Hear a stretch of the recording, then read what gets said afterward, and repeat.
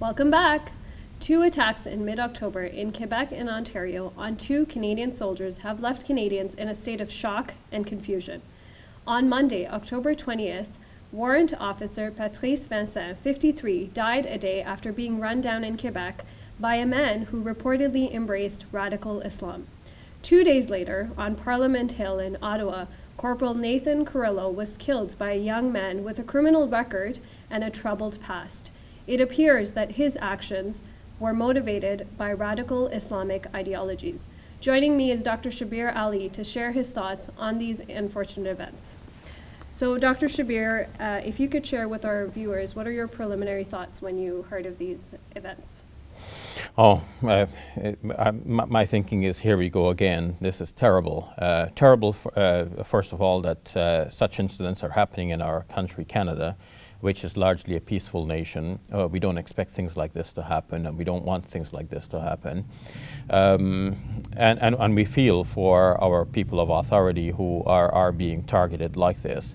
And second, when the name of Islam gets associated with such horrible crimes, we feel the need again to clarify for the public that this is not Islam, it doesn't represent us. Muslims are by and large peaceful citizens, law-abiding citizens, and we do not agree with the violence that is being committed in the name of our religion. And if somebody commits such acts of violence, we say that they have misinterpreted, they have hijacked our religion, and we want to claim it back. So on that note, should Muslims be publicly coming out to denounce these acts? So we've had a lot of, Islamic organizations, mosques that have come and publicly denounced these acts. Is that our responsibility? Yes. Some Muslims think, well, why should we even have to do this? If a Christian commits a crime, you don't need for the whole Christian community to come out and say, well, wait a minute, that's not us. That's true, because often the crime is not associated with Christianity. Or any other religion for that matter.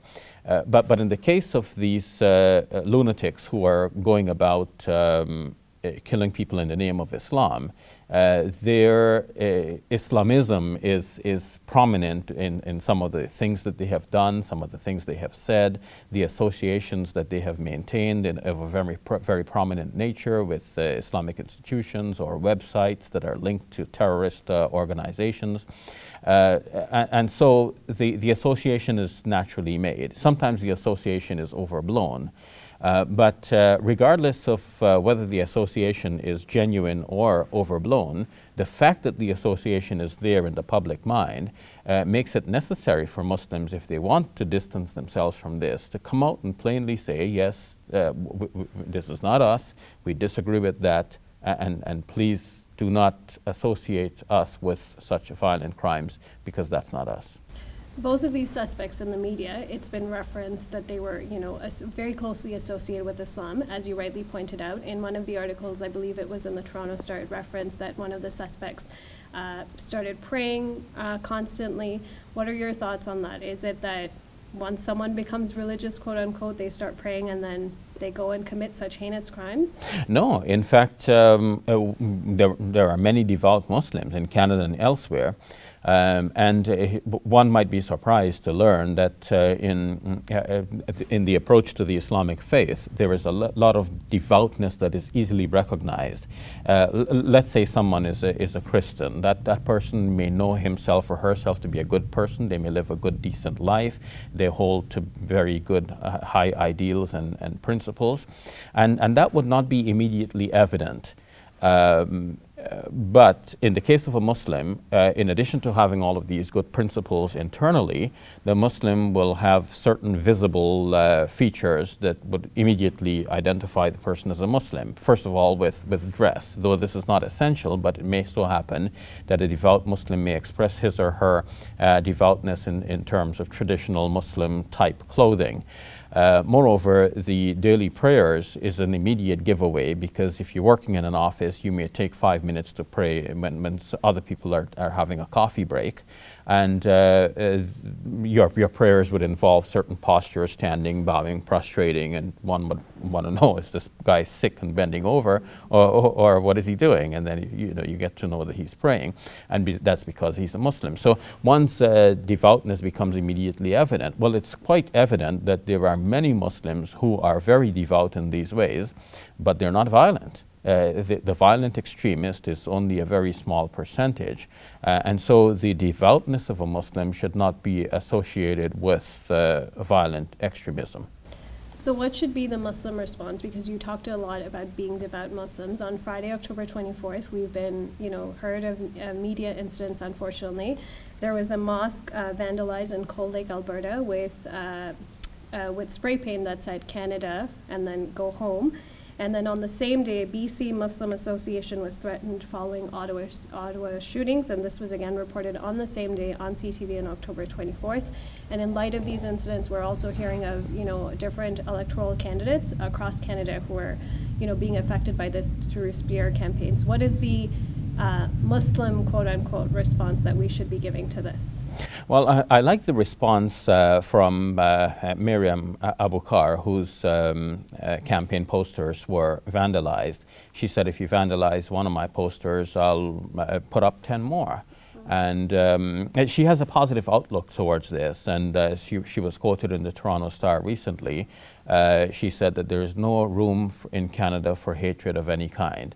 So it is interesting that though the hate was directed at her, she is speaking as though it doesn't really affect her. Just to add, even in the mosque that was vandalized in Alberta, the entire community came together and helped clean up, and then they left a sign that said, "You are home," at the end of it as well. Yeah, and that shows that by and large the Canadian public is comprises very sympathetic and kind and gentle people, and they themselves recoil from crime that is being done by their fellow Canadians against anyone, whether it be Muslim minorities or anyone else. It just so happens that on this occasion the Muslim minority will become the brunt of this possible backlash. Right outside of our Islamic Center, we have started to notice graffiti which was not there before. One piece of graffiti says Islam is war, another one says the Islamic religion is a man-made religion. And one of our fellow worshippers here, who is actually running for a position in present elections, had his car window smashed, according to a recent Toronto Star report. So we are reeling from this, and it is important for the public to understand that these violent acts should not be associated with the Islamic faith. And allow me to add here, there is an interesting case of Justin Bork, who shot 3 RCMP officers in Moncton earlier this year in the summer. And his crime was never associated with any religion and shouldn't be associated with any religion. He had also a troubled mental past, and this incident is largely forgotten about. So we want, as some analysts have been recently cited in the Toronto Star article, to see more broadly that part of this problem with violence is not to do with any religion, but just to do with the tendency in some males to commit violent acts. And if it wasn't in the name of Islam, it will be in the name of something else, or not the name of anything, but they're just violent acts that are done by violent men, and sometimes women. But the important thing to recognize is that we shouldn't smear the entire Muslim community for the actions of a few bad eggs. And we have a really positive community response as well in terms of addressing some of these unfortunate events as well. And for that we're thankful. We're thankful to the Canadian public for recognizing the difference between the average, generally law-abiding Muslim citizen and the few